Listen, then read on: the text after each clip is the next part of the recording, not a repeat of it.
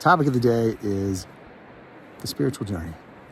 And one way of encapsulating or summarizing that in the shortest way possible is that the spiritual journey is the journey to simply being more and more and more honest with ourselves. We were talking about this morning, and I've used the shorthand shadow work, Carl Jung's term, but I love your reduction to the most simple terms, which is that the spiritual journey is the journey to our deepest honesty.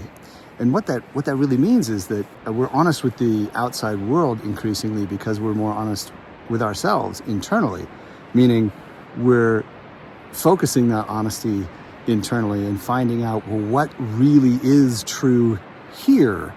And one of the first things that we run into then is all of our bugaboos. We could even call them shadows and do some shadow work with them. But there's even more to that story as well. It's something that Aisha has built a life around being extraordinarily good at, in fact. But it can even go a little further still as that shadow work begins to show us the absolute deepest truth of who we are, what we are, which is a spacious stillness cut from the most complete piece in which we get to see the deepest truth. And wouldn't the deepest truth require the deepest honesty? Yeah, that makes a lot of sense. The foundation ultimately is unconditional love. But to get there, I think the way you said it was being honest with yourself and facing like some truths that can be challenging at times. It can be, very much. And I've seen it in my client work. It can be shocking to people, like, whoa. And it's been shocking on my personal journey as well to just realize my blind spots and gaps. But to your point, ultimately, it's not to whip ourselves and judge ourselves. It's to give ourselves grace and absolutely compassion, and remember that underneath all of that, we have always been love. And it's the ultimate balm for everything. Everything, which is a strong statement. And yet, if it is all in fact one, then it is missing nothing. And that's how it can in fact be all. And so yes, on the journey, as we deepen our own honesty, we run into all kinds of things that may be quite challenging, at least at first. Fear patterns, shadows, all kinds of things. And when we're confronted with our fears, sometimes it's terrifying. So it doesn't necessarily mean that it's easy. So I have a question for Jonathan to clarify. In your experience, it can be very hard, like we're talking about shadow work, facing, just being honest with ourselves in new ways.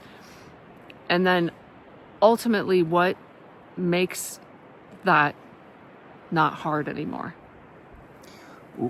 Well, it's that when we begin to peel even those layers away, like, what's the truth? What's the deepest truth possible? We begin to get to this layer or layers in which we find that aspect of our own being that those fears haven't touched. Okay. Yeah. And that have been unimpugned by them. Yeah. And that's why it's that level upon which we feel something that is grounded, peaceful. And we can look upon the rest of the world, look upon the rest of what's inside ourselves from a place that's not fearful. Yeah. And it's a place that requires no judgment at all. Yeah. Because, in my work, I call it the greater self. And that's the part that doesn't have fear, but can see the fear. Yes. Yeah.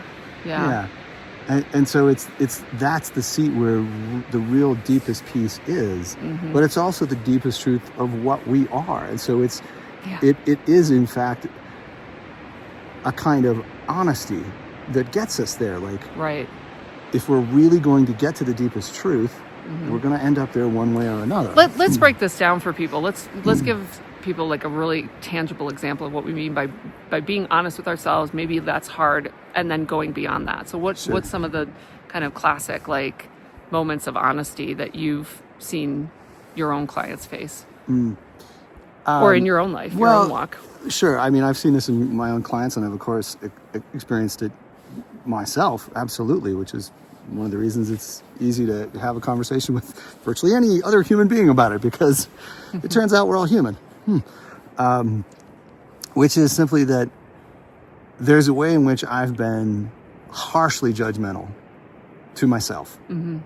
And I've seen that kind of dynamic crop up in, all of us. Really. Yeah. Really. And it can be extraordinarily harsh and extraordinarily limiting. And any of us, if we look internally and are honest about our experience, sure, there have been times when we've been very harsh on ourselves. We've also been very harsh on other people. Yeah. Which is a topic we could get to easily next. But when it comes to that harshness against ourselves, it's a judgmentalism. This is not an act of discernment. It is an act of judgment, the kind that's simply very harsh. In the simplest terms, very ordinary, everyday, I think we can all relate to a moment where we're headed somewhere, we're driving, we're a little bit late, and so we're really cutting those corners, and we make a wrong turn. And there's this moment inside our minds where we say, oh, God, oh, you idiot, oh, my God, no, you're never going to make it, look at the time, and so on. And we could obviously extrapolate that to any other kind of circumstance in our lives. But in that moment, we're sort of beating ourselves up. But it's not hard to see that harsh judgment isn't actually helping anything. It's certainly not helping us find our way. And so in a moment like that, and this is why I chose that as an example, what's important is to redirect. It's important to adjust and simply say, I went the wrong way. Whether I judge that good or bad doesn't help, doesn't have any bearing on what happens next. It doesn't do anything useful whatsoever. The only thing that's actually useful is to go, well, let me choose a new way. Let me choose a new turn that will get me back on the right track. That makes sense. That's the only thing that's actually meaningful in that moment. And we can make that choice without that harsh judgment. Yeah, that makes sense.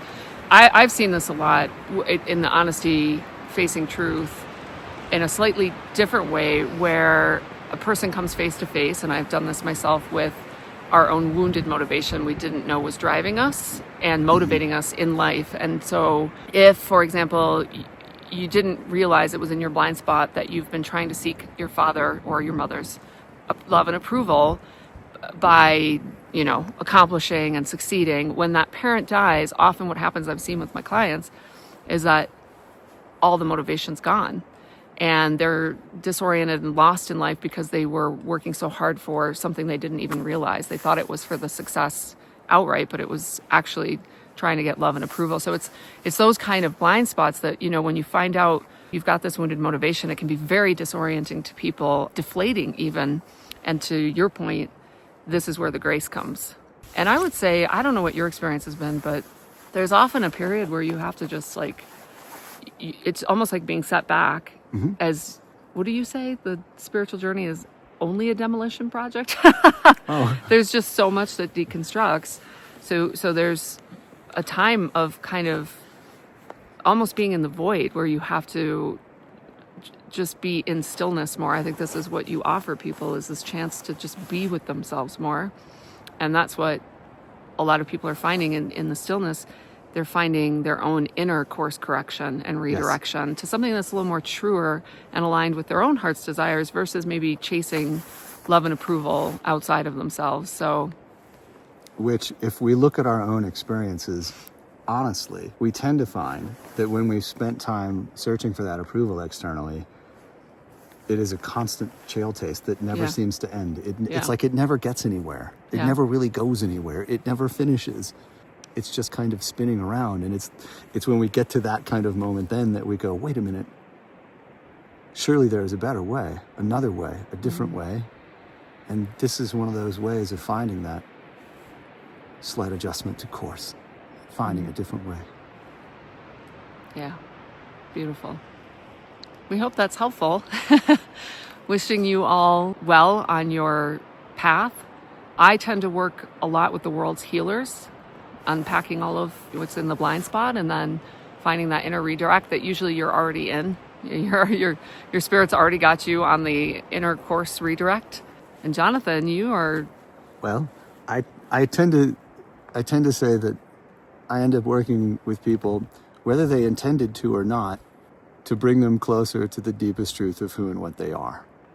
frankly, the rest seems to take care of itself. Peace be with you. Love you all. Oh, all right. Get down on it. Get down on it. Look at the sky. Woo! Check, or cash. All right, what do you want to talk about? What is spirit bringing through? Let's see. That's what I always do. I just turn it over. Woohoo!